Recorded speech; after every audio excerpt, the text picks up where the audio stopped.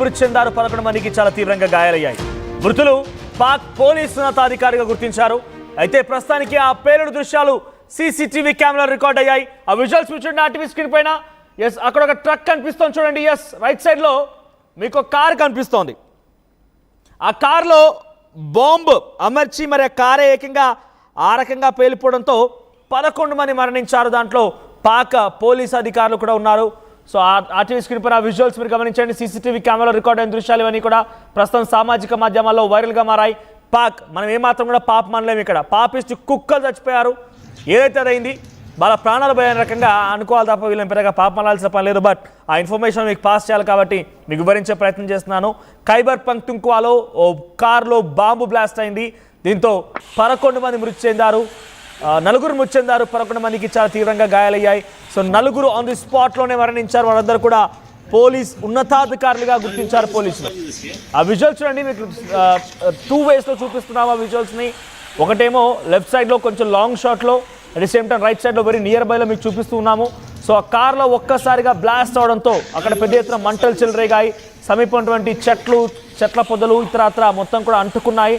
So చాలా పెద్ద ఎత్తున ఈ బ్లాస్ట్ సంభవించింది. ఆ విజువల్స్ని మీరు టీవీ స్క్రీన్ పై లైవ్లో చూస్తున్నారు. సో దీనికి సంబంధించి మరిన్ని అప్డేట్స్ తెలుసుకుందాం. ఎప్పటికప్పుడు గ్లోబల్ లెవెల్లో జరిగేటువంటి సంఘటనలు కూడా టీవీకి అందించే ప్రయత్నం చేస్తోంది మా కొలీగ్ సచిన్ సిద్ధంగా ఉన్నారు. సచిన్, సో ఏంటి ఖైబర్ పఖ్తుంఖ్వాలో ఈ కార్లో సంబంధించినటువంటి బాంబ్ బ్లాస్ట్ గల కారణం ఏంటి? ఆ సంఘటన ఎలా సంభవించింది? అప్డేట్స్ ఏంటి? ముఖ్యంగా ఒక ఎల్పిజి సిలిండర్ పేలిన కారణంగానే ఈ ఘటన జరిగినట్టుగా తెలుస్తోంది. పాకిస్తాన్ కి సంబంధించి మరి ముఖ్యంగా 2 మహిళా కాలేజ్ స్టూడెంట్స్ తో పాటు మరో 19 మంది తీవ్రంగా గాయపడ్డారు. దీంతో పాటు 4 ప్రభుత్వ అధికారులు కూడా ఈ ఘటనలో మరణించినట్టుగా తెలుస్తోంది. మరి ముఖ్యంగా 4 ప్రభుత్వ అధికారులు, వీళ్ళల్లో ఒక అసిస్టెంట్ కమిషనర్ ఉన్నారు. వీళ్ళతో పాటు సుమారు 19 మంది గాయపడినట్టుగా మరికొంతమంది మరణించినట్టుగా తెలుస్తోంది.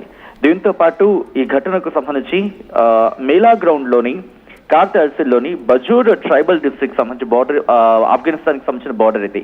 ఇక్కడ ఒక వెహికల్ ని అసిస్టెంట్ కమిషనర్, బాజూర్ డిస్ట్రిక్ట్ కి సంబంధించిన అసిస్టెంట్ కమిషనర్ వెహికల్ ని టార్గెట్ చేశారు. అది వేరే ఘటనకు సంబంధించి ఎల్పిజి సిలిండర్ ఘటనకు సంబంధించి అదొక ఘటన. అండ్ ఇప్పుడు మనం మాట్లాడుకుంటున్న ఘటన 2 ఘటనలకు సంబంధించి మాట్లాడుకుంటున్నాం. ఇప్పుడు మొదటి ఘటన గురించి మాట్లాడుకుని ప్రయత్నం చేద్దాం. ఇక్కడ ఈ ఘటనలో assistant sub inspector Noor Hakim, అలాగే లెవిస్ తహసీల్దార్ వాకీల్ ఖాన్ తో పాటు ఒక కానిస్టేబుల్ కూడా మరణించినట్టుగా తెలుస్తోంది.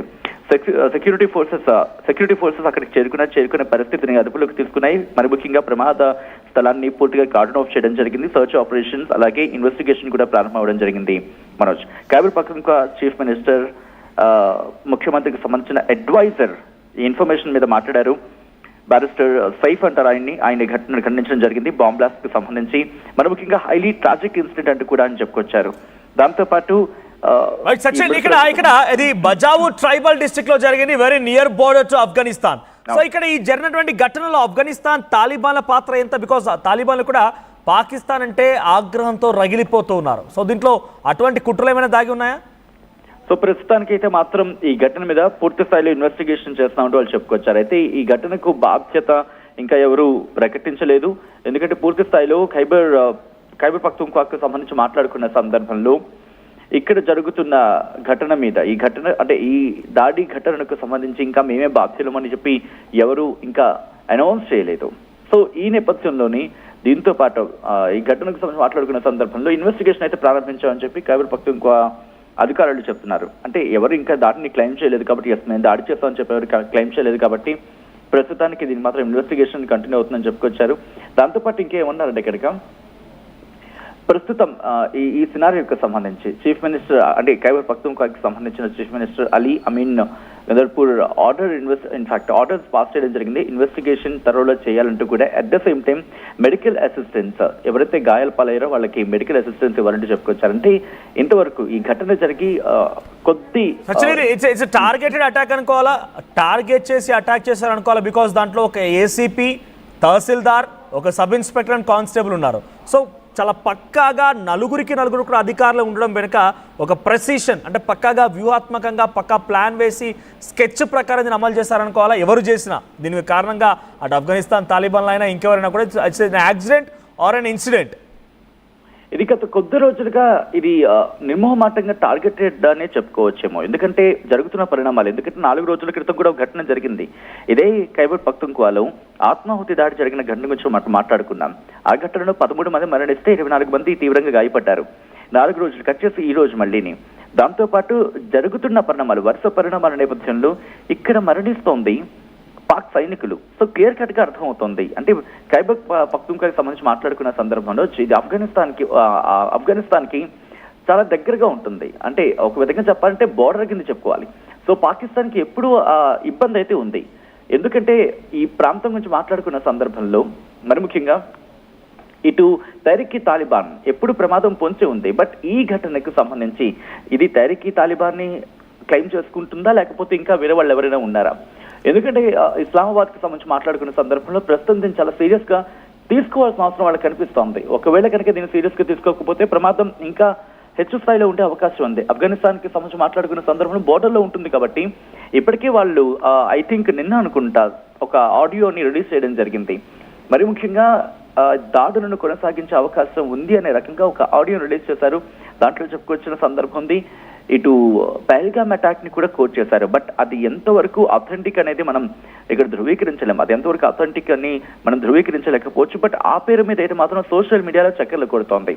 సో దాన్ని బేస్ చేసుకున్నా, మొన్న జరిగిన ఘటన బేస్ చేసుకున్నా, ఈ రోజు జరిగిన ఘటన బేస్ చేసుకున్నా, సో మొత్తంగా చూస్తూ ఉంటే ఈ పరిణామాలకు సంబంధించి టార్గెటెడ్ అంటే కావాలని లక్ష్యంగా చేసుకుని ఈ దాడులు కొనసాగుతున్నాయనేది ఒక అనుమానం కావచ్చు, లేకపోతే ఆ కోణంలో ఇన్వెస్టిగేషన్ జరిగే అవకాశం ఉంది. అఫ్ కోర్స్ ఒకవేళ తహ్రీక్ తాలిబాన్ కనుక చేస్తుంటే మేమే చేస్తామని చెప్పి క్లైమ్ చేసుకుంటుంది. ఎందుకంటే వాళ్ళ ఎగ్జిస్టెన్స్ గురించి వాళ్ళు మాట్లాడుకోవాల్సిన, వాళ్ళ ఎగ్జిస్టెన్స్ ని ప్రూవ్ చేసుకునే అవకాశం ఉంటుంది. కాబట్టి దాంతో పాటు ఇంకొక మాట, లేదు బలూచిస్తాన్కి సంబంధించి మాట్లాడుకున్న సందర్భంలో అక్కడి నుంచి ఏమైనా జరిగిందా, ఇది కూడా కొట్టిపారేయలేం. ఎందుకంటే వీళ్ళు ప్రధానంగా మాట్లాడుతున్న మాట కూడా అది.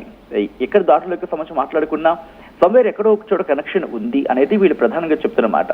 సో ఈ కోణంలో అన్ని అంశాలను దృష్టిలో ఉంచుకొని ఈ అటాక్ కి సంబంధించిన కారణం ఏంటి అనేది పూర్తి స్థాయి ఇన్వెస్టిగేషన్ జరిగిన తర్వాత మాత్రమే బయటకు వచ్చే అవకాశం ఉంది. But what I said just before, ఈ ఘటనలన్నింటినీ కూడా పూర్తిగా క్రోడీకరించుకొని వాటి నుంచి వచ్చిన ఆ ఇన్ఫర్మేషన్ ని బేస్ చేసుకుని ఇన్వెస్టిగేషన్ ముందుకు వెళ్తుంది. బట్ ఇది మాత్రం చాలా కీలకంగా మారే అవకాశం ఉంది. ఖైబర్ పఖ్తూన్ఖ్వా ఇన్వాళ్ళు బలూచిస్తాన్కి సంబంధించి మాట్లాడుకునే సందర్భంలో వాళ్ళు అక్కడ ఆందోళన చేస్తున్నారు. వాళ్ళు గ్వాదర్ కావచ్చు, లేకపోతే మిగిలిన అక్కడ పోర్ట్ ఉంది, ఆ పోర్ట్ కి వెళ్లే క్రమంలో పూర్తిగా ఆ రోడ్స్ ని బ్లాక్ చేస్తూ దాడులు చేస్తున్న క్రమాన్ని చూసాం. కానీ ఇప్పుడు వీళ్ళెందుకు ఇక్కడ దాడులు చేస్తున్నారు?